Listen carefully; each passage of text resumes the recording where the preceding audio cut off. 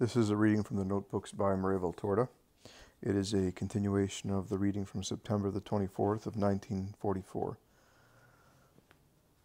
Mary de Agreda, in the descriptive part, thus fell into the frills of Spanish humanism, turning the holy poverty in which my mother lived, her sublime creation on earth, and her reigning in heaven, into a bundle of elements of rutilant pomp from Spain's royal court in the most pompous era there has ever been.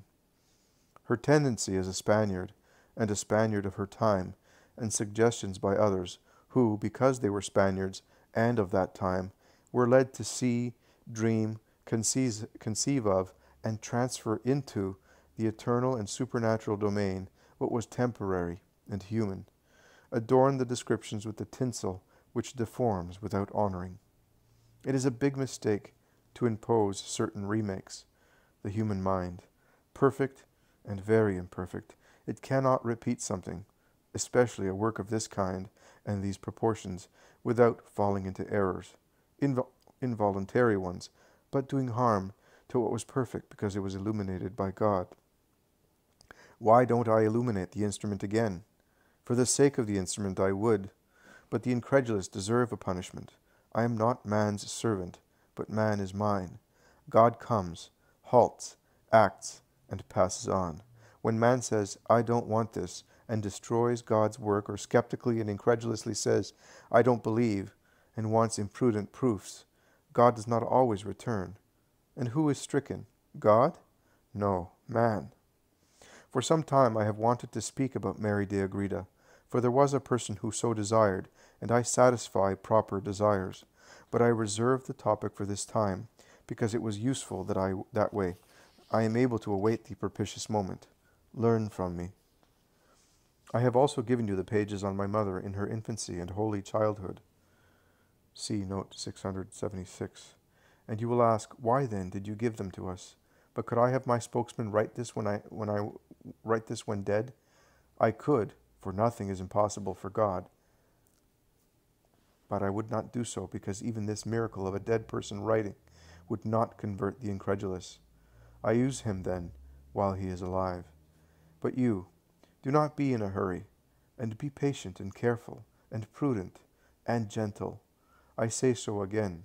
If I allow you, that are closest, to draw abundantly for your ministry, and for the elevation of the multitudes terrified by life today, you must never forget, however, that here it is not just your interests, but those of God, that he wishes to have shine forth with his power and wisdom in a creature of his.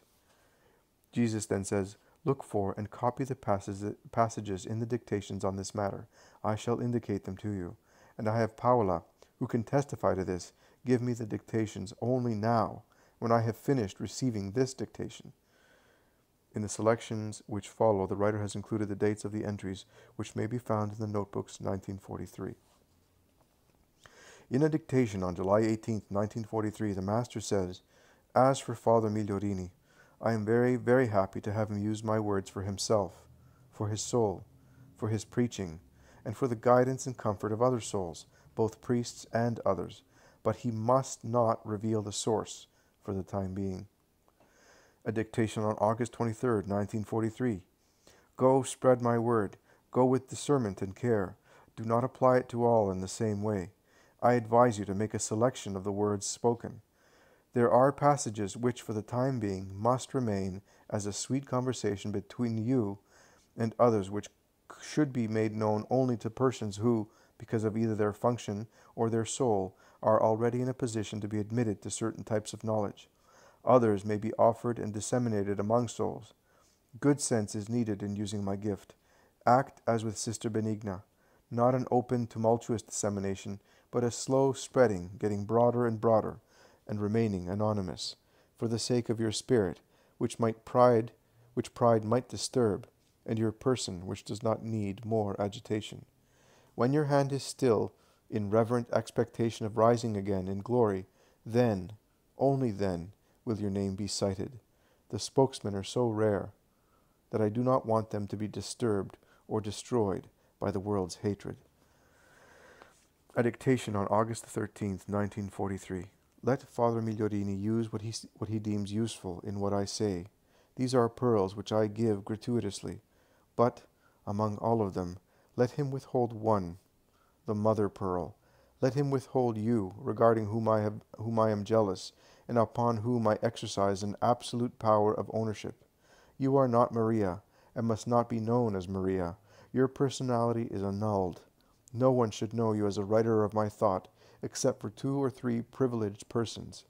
Later, when I will, and no one can harm you any more, the name of the little voice will be known, but you will then be where human pettiness cannot arrive, and where human wickedness cannot act.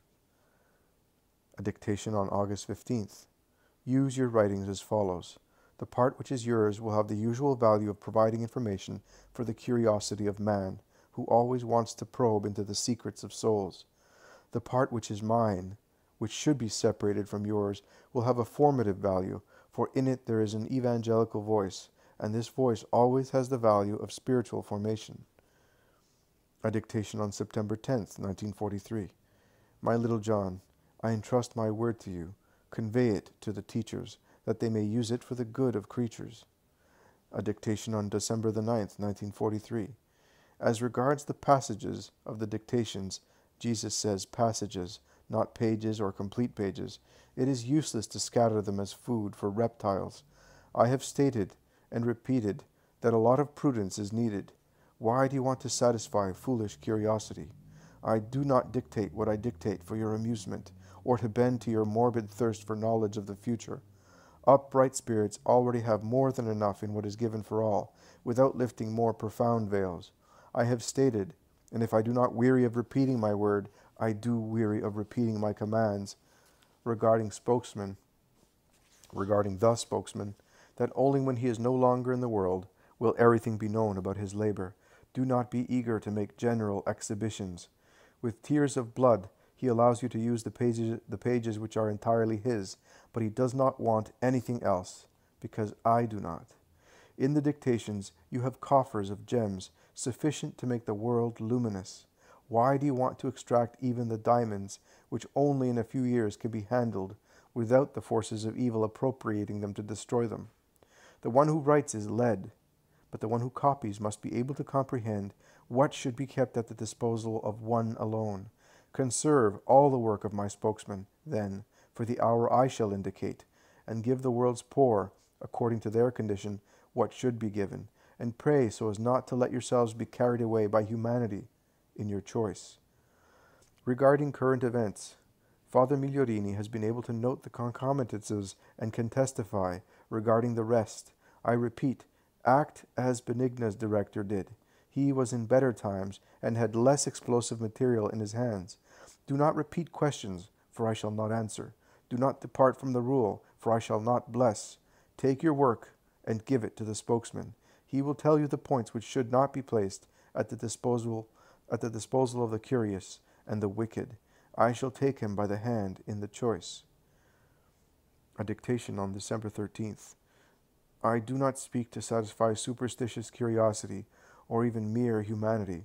I am not a pagan oracle and do not want you to be pagans. I will not take away from you, then, the joy of my word on points exclusively addressed to the spirit, without establishing parallels between it and current events or those in the near future. This gap will remain as a warning for many, and will last as long as I will. But if there is non-spiritual use of your work, I shall command you to write for yourself alone, and, if you fail to obey, I shall take the word away from you. Jesus says, that's enough. The passages are sufficient. The others repeat these. Be at peace, and inform the person who should know about this.